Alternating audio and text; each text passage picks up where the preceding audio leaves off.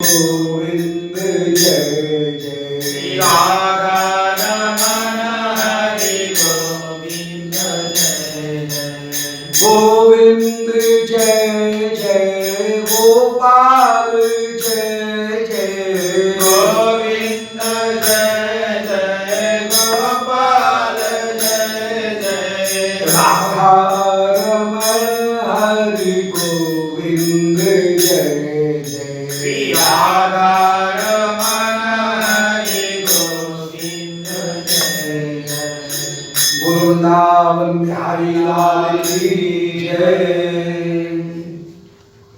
ओम नमो भगवते पुराण पुरुषोत्तमाय। ओम जयति पराशर सूनु सत्यवती हृदय नंदनो व्यासो यस्यास्य कमलगल्तम वाग्मयमृतं जगत्प्रेवती विश्वसर्गविसर्गादि नवलक्षण लक्षतम श्रीकृष्णाक्षरं परं धाम जगद्धाम नमामि तत्।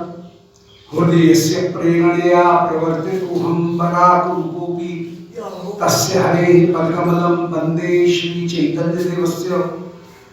वन्देऽहं श्रीगुरोः श्रीयुतपदकमलं श्रीगुरून् वैष्णवांश्च श्रीरूपं साग्रजातं सहगण रघुनाथान्वितं तं सजीवं साद्वैतं सावधूतं परिजनसहितं श्रीकृष्णचैतन्यदेवं श्री राधा कृष्ण पादान सहगण ललिता श्री विशाखान्वितांश्च आजानुलंबित भुजौ कनकावदातौ संकीर्तनैकपितरौ कमलायताक्षौ विश्वम्भरौ द्विजवरौ योधर्मपालौ वन्दे जगत्प्रियकरौ करुणावतारौ नारायणं नमस्कृत्य नरं चैव नरोत्तमं देवीं सरस्वतीं व्यासं ततो जयमुदीरये।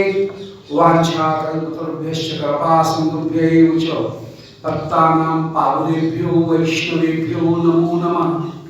हे श्री सनातन प्रभो करुणाम्बुराशे, हे रूप दुर्गत जनैक दयावलोको, हे भट्टयुग्म सुमते रघुनाथ दासो, श्री जीव में कुरुतमंद मते दयांदरा। बोलो श्री वृंदावन बिहारी लाल की जय। श्री गुरुदेव शरणागत।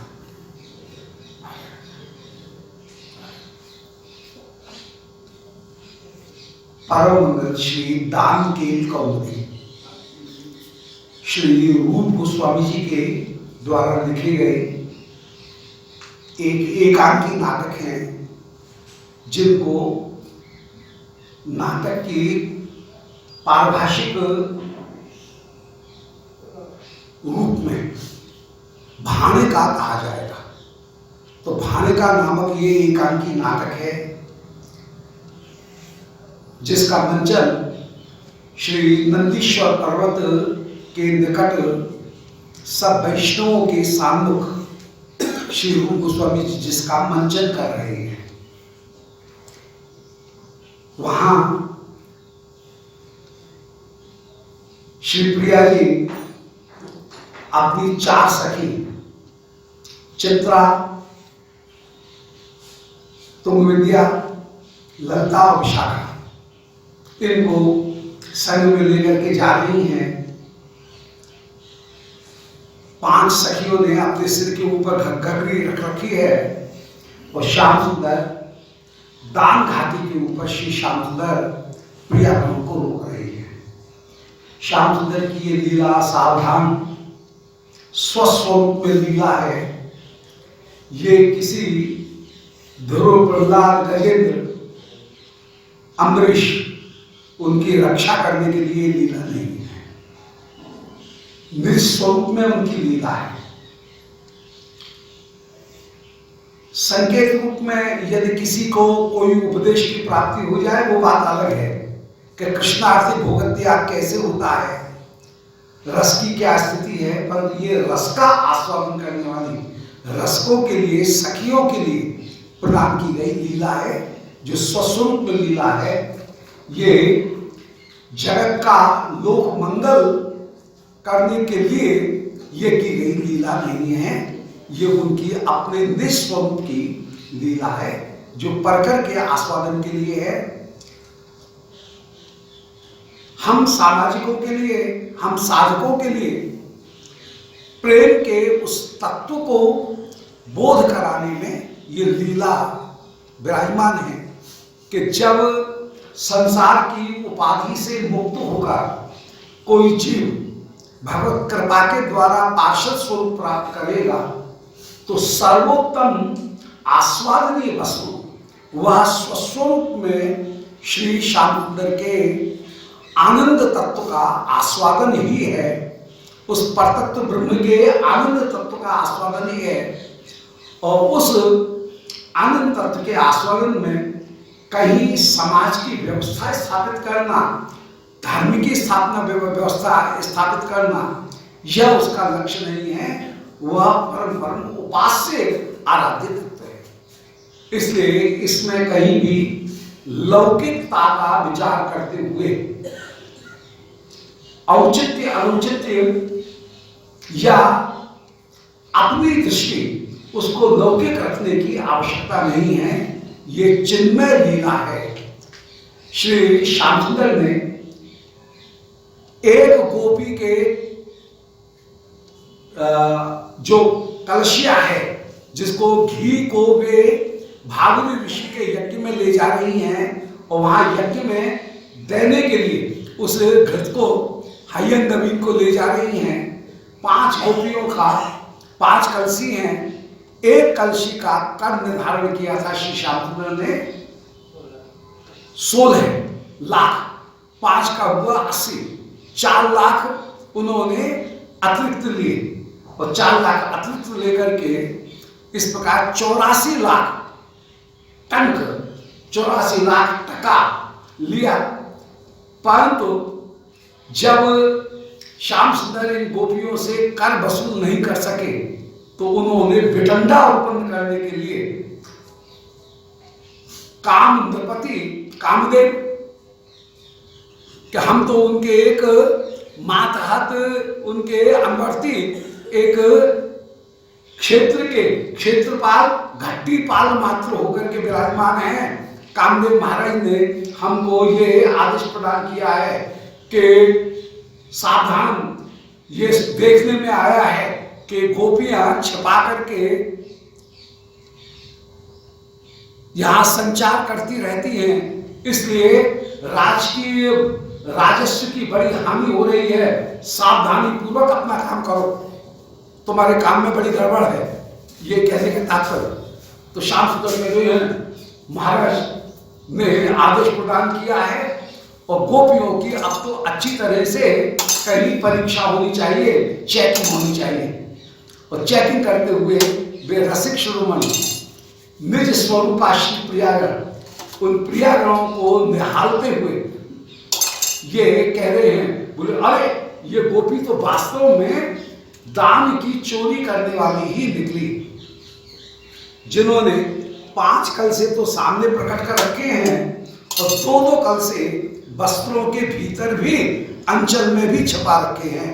इस प्रकार 15 कलशों का अब और महाराज ने जो आदेश प्रदान किया है कि 100 गुना कर लगे, तो मधुमंगल ने गणना करके बताया कि इनका कर जो है वो 100 गुना होता है। 100 गुना होकर के 5 वृंद इनका कर होता है। तो इस तरह से 5 वृंद कर, 4 वृंद तो 5 गोपियों का हुआ और फिर माने 1 के ऊपर 9 बिंदी, वो होगा 5 अरब, वो इनका 5 वृंद इनका कर होगा।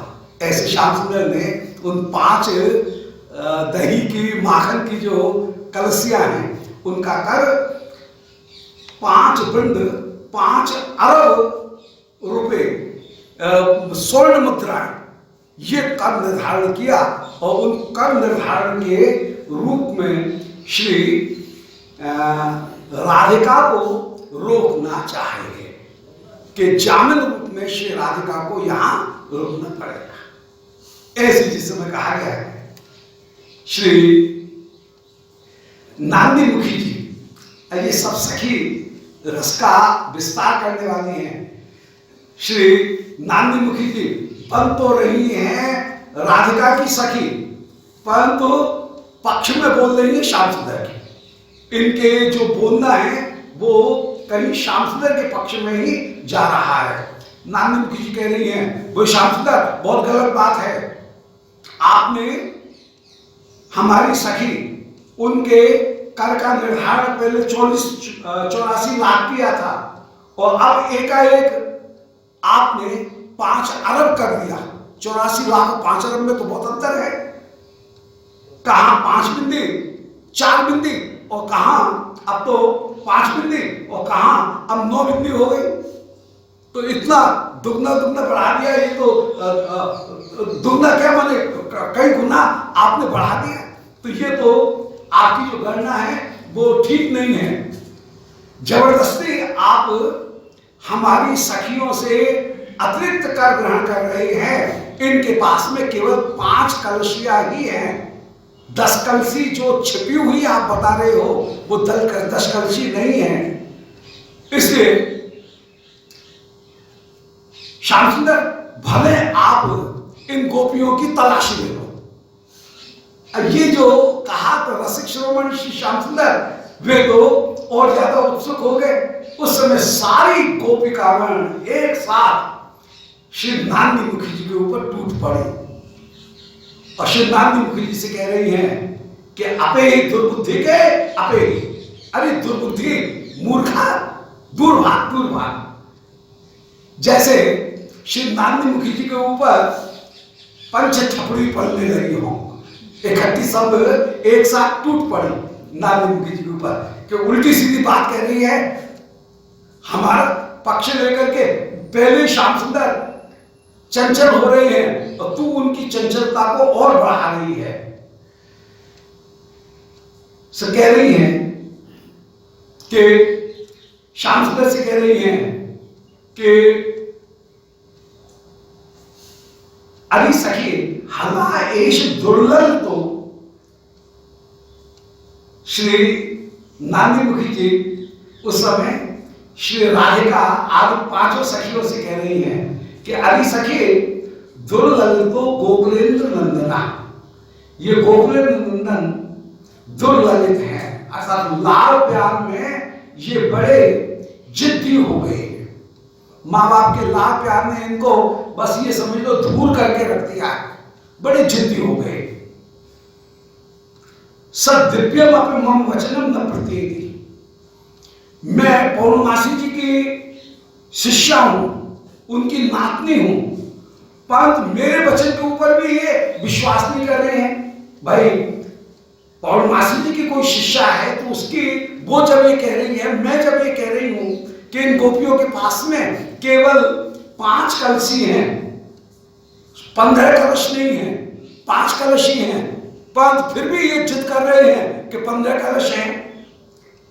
तो मेरे वचन पर भी, मेरे दिव्य वचनों के ऊपर भी ये विश्वास नहीं कर रहे हैं। 217वां परिच्छेद है कि मेरे वचन के ऊपर भी विश्वास नहीं कर रहे हैं। तत्प्रसीदो, अरे सखी इसलिए अब जिद मत करो, मेरे ऊपर कृपा करो, इनको दिखा दो जरा सा अपना ओढ़नी जो है उस ओढ़नी को अलग हटा करके दिखा दो कि हमारे पास में केवल 5 कलश है। आप ये बात तो कहीं पिटने लायक हुई। तो कह रहे ईशन अंबर मुक्षुप्य निर्भक्ष प्रांतम प्रेक्षयन्ति। मुझे अपने तुम्हारे पास में कोई भी कलश छिपे हुए नहीं है, अपने वस्त्रों को जरा हटा करके श्याम सुंदर को दिखा दो ना, और इन हठीस शेखर से, हठिंद शेखर से अपने आप को किसी तरह से अपने पूरे परिवार को बचाओ। ऐसे जब कहा तो सब एक तरह से नांदी मुखी जी के ऊपर टूट पड़ी और जैसे कोई पंच थपड़ी लगाए माउलिंची, ऐसे ही सब एक साथ नांदी मुखी जी के ऊपर कहीं टूट पड़ी है। नांदी मुखी जी को अवहेलना करती हुई कह रही है अपे ही दुर्बुद्धि, अपे ही। ऐसे कहीं कहा जाता है, ऐसे कहीं होता हो सकता है क्या? अरे दुर्बुद्धि, दूर भाग। यदि तू ही सारा अनर्थ करने वाली है, अर्थात जान गई हमसे छिटक करके तू चली गई और श्याम सुंदर को बुला करके हुआ भी ऐसे ही था। श्री वृंदा जी और नागनी मुखी जी वृंदा जी को भेज दिया इधर राधा रानी के पास में, और श्री नागनी मुखी जी चली गई श्याम सुंदर के पास में, और श्याम सुंदर के पास में जाकर के और श्याम सुंदर को बुला करके ले आई कि इस समय गोपियां दान घाटी से गुजर रही हैं, आप वहां जाकर के इनसे कर ग्रहण करो। ये सखियों की रसलीला है। तो तू ही अब जान गई इस अनर्थ को करने वाली तू ही है, श्याम सुंदर को बुला करके लाने वाली तू ही है। हुआ भी ऐसे ही था, श्री राधा ने पहचान नहीं।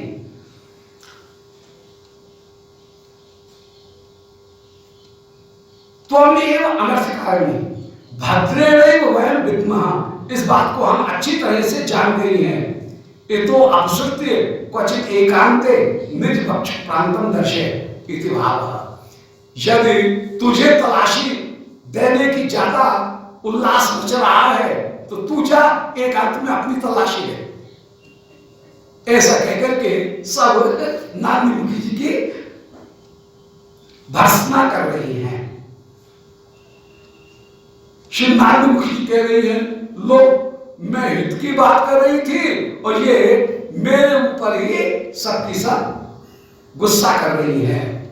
हित कथने भी कुप्य था, हित करने पर भी क्रोध कर रही है। दुर्भारोयम महातिल्ला, अरे मन कहना ये चाह रही है कि श्याम सुंदर बड़े ढीठ हैं और कहीं ये ढीठ होकर के अपनी ढिठाई दिखाते हुए, कहीं साहसिकता दिखाते हुए तुम्हारे ऊपर कहीं अपने बल का प्रयोग करने लगे और तुम्हारी अपने हाथ से तलाशी लेने लगे तो कैसी हमारी विडंबना हो जाएगी, हम सबकी कैसी विडंबना हो जाएगी। इसीलिए कह रही हैं कि मैंने ऐसा कौन सा अपराध किया। ये भाव है कि मैं तो हित की बात कर रही थी, परंतु ये हित की बात के ऊपर भी क्रोध कर रही हैं। श्री कृष्ण कह रहे हैं किम नश्चिन्नम यत्र कांचन रक्तिकम अपि न परिश्यामी। ठीक है, मत दो तलाशी, हम तो अपना जितना टैक्स है उतना पूरा वसूल करेंगे जी, हम नहीं मानने वाले। हमें तुम्हारी तलाशी वाला कुछ नहीं लेनी है, हमने जो देख लिया और जो टैक्स लगा दिया हम तो उतना पूरा टैक्स ग्रहण करेंगे। 5 वृंद जो है वो 5 वृंद आपको देने हैं। विशाखा जी उस समय मन ही मन में विचार कर रही है कि अरे बीच में क्या बाधा आ गई, मन ही मन में उल्लास और ऊपर से निषेध। यही इस प्रेम नगर वृंदावन की अपूर्व रीति है कि धर्म हो जाता है अधर्म, जहां पर आदर हो जाता है निरादर, जहां पर जो निषेध है वो हो जाती है स्वीकृति। ये रस की रीति कुछ अद्भुत है कि जहां पर निषेध स्वीकृति हो जाए और स्वीकृति निषेध हो जाए। श्री विशाखा मन ही मन में कह रही है कि ठीक है श्याम सुंदर यदि दान लेना चाह रहे हैं, दान घाटी के ऊपर दान ही लेना चाह रहे हैं तो प्रथमम कृष्ण से द्वितीय वृंदावन शुल्क के उपयुज्याना। सबसे पहले मैं एक काम करती हूं, मैं एक प्रस्ताव रख दूं कि हम श्याम सुंदर की दूती वृंदा को ही श्याम सुंदर को जामीन के रूप में समर्पित कर दें कि ठीक है तुम्हारा जब तक धन आए तब तक ये टैक्स हम जमा कराएं, तब तक वृंदा तुम्हारे पास में रहेगी। वृंदा को जामीन के रूप में, सिक्योरिटी के रूप में तुम अपने पास में रखो। तो वृंदा में शुक्ल उपयुज्याना, वृंदा को ही शुल्क रूप में हम स्थापित कराएं और इस प्रकार दीप शिखया अग्नि पूजनम आरंभे। जैसे सबसे पहले दीपक जला करके अग्नि का पूजन प्रारंभ किया जाता है यज्ञ करने के पहले, जैसे भूर्भुवस्वेति अग्नि प्रतिष्ठाप्य, अग्नि की प्रतिष्ठा करके फिर अग्नि का पूजन किया जाता है। अग्नि नमः, उत्वानाय नमः, उदाष्णे नमः, कृष्णवर्चसे नमः, देवमुखाय नमः, सत्यजिह्वाय नमः, वैश्वानराय नमः, जातवेदसे नमः, मध्य यज्ञपुरुषाय नमः। तो जैसे पहले दीप शिखा यज्ञ कुंड में जलाई जाती है और फिर अग्नि का पूजन उस दीप शिखा में ही कहीं इत्म जो है उनको लगा करके दीप शिखा में जैसे अग्नि का पूजन किया जाता है, इसी प्रकार दीप शिखया अग्नि पूजनम आरभ से हम अग्नि का पूजन प्रारंभ करते हैं, अर्थात वृंदा जी को, श्याम सुंदर को समर्पित कर देते हैं। ये टैक्स जो है, इस टैक्स के मूल्य में श्याम सुंदर ने दो विकल्प रखे, या तो हमको नकद दो और नकद नहीं दो तो कोई एक गोपी उनको हम श्री राधिका से कह रहे हैं आप निकुंज मंदिर में पधारो, ये गर्भगृह है, इसमें सारी सुविधाएं आनंद पूर्वक वहां पर विराजमान हो, जब हमारा टैक्स बन जाएगा तब उनको छोड़ देंगे। तो ऐसा कहकर के तदीयम वृंदाम तस्मै ददामि, वृंदा श्याम सुंदर की ही है, उन श्याम सुंदर की वृंदा को श्याम सुंदर को दे देना, हमारा कुछ घटेगा नहीं, चलो इनकी बात पूरी हो गई। ऐसा कहकर वृंदा को ही श्याम सुंदर को दे देती है। ऐसे जो कहा, मन में विचार किया और फिर प्रकाशन प्रकट रूप में कह रही हैं।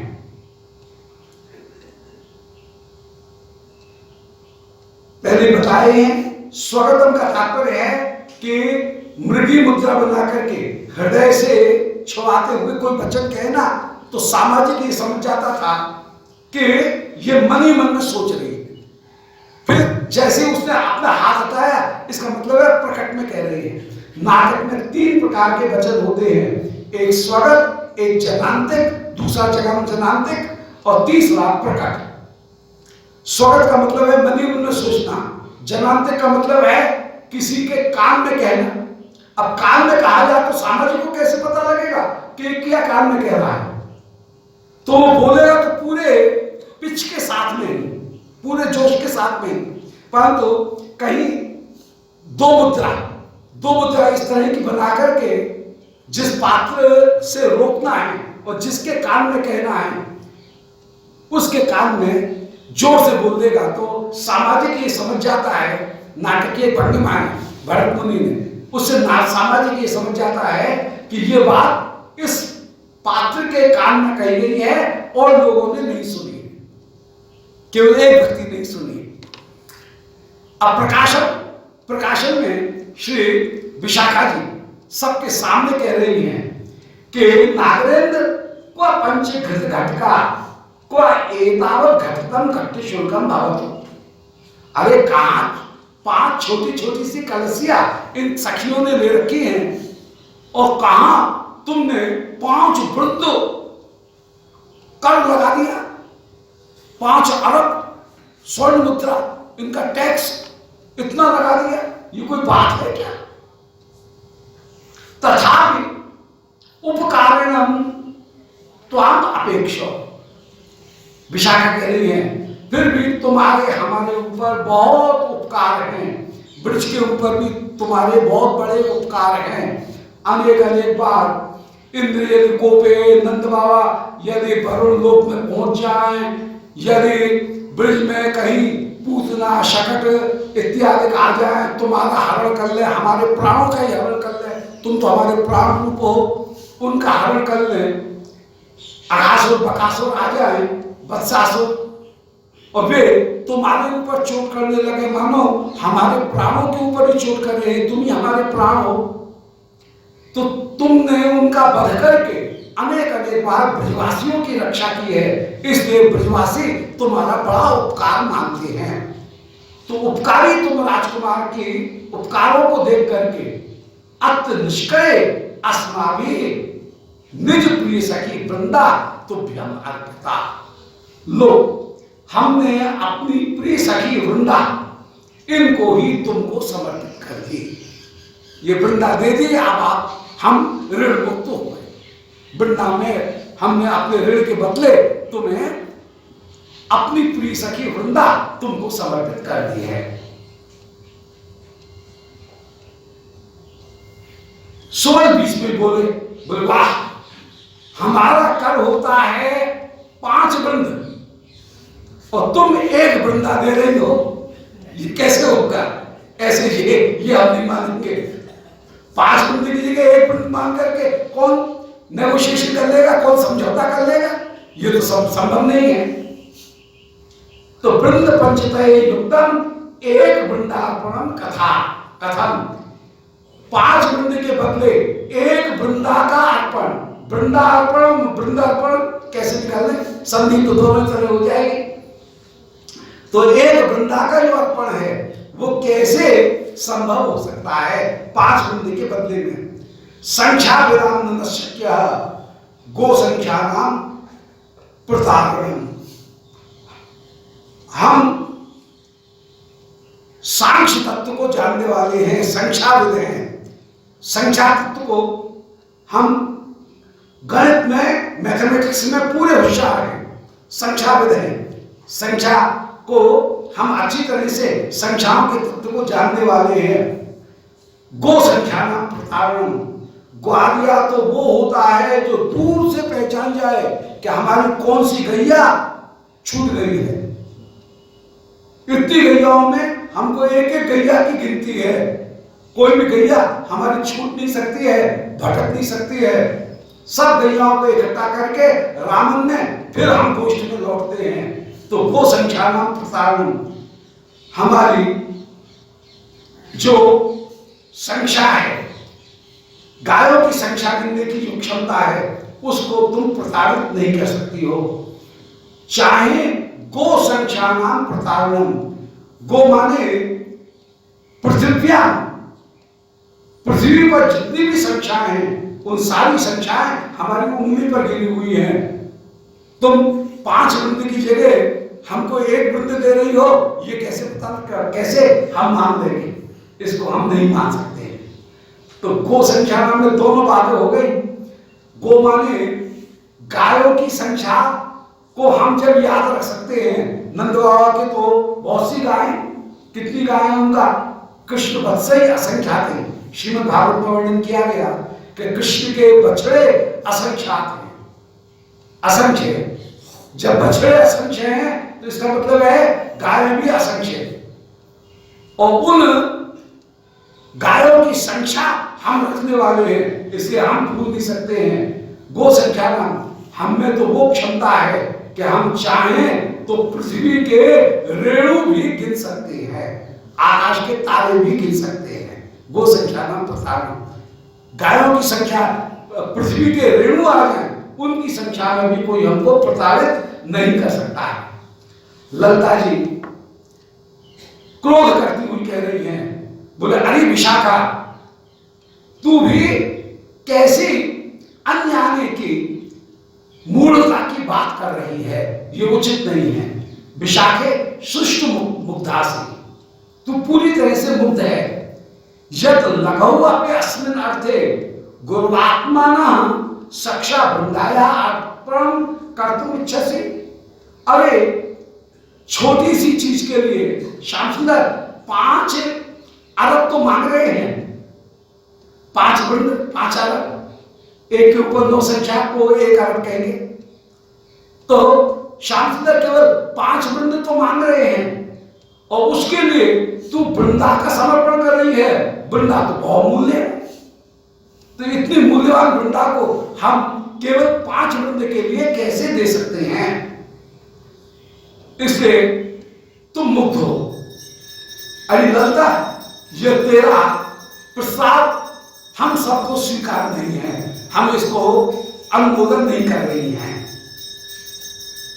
ललित कह रहे हैं, बोले अरे रहने तिष्ठत एतत् अधिक महात्म्यम।